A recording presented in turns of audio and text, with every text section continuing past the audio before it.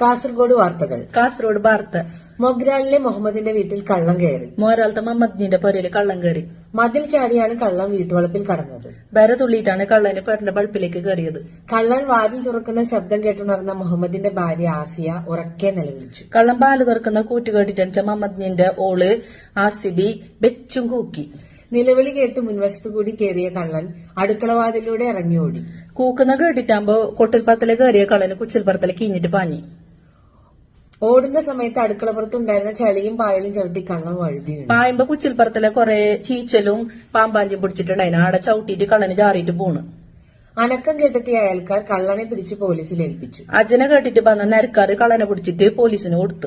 ഇനി ജീവനുണ്ടെങ്കിൽ മോഷണം ചെയ്യില്ലെന്ന് കള്ളൻ സ്റ്റേഷനിൽ വെച്ച് സത്യം ചെയ്തു. ഇനി ചേച്ചിട്ടുണ്ടെങ്കിൽ കക്കാൻ പോവാലെന്ന് കള്ളൻ സത്യം പിടിച്ചിട്ട് ചെല്ലി. ചെർക്കളയിലെ അബ്ദുൽ ഖാദറിന്റെ മകൻ യൂസഫ് അന്തരിച്ചു. ചെർക്കളത്തെ കായിച്ചാന്റെ ഇസുവ് പോയി 80 വയസ്സായിരുന്നു. 80 വയസ്സാനി.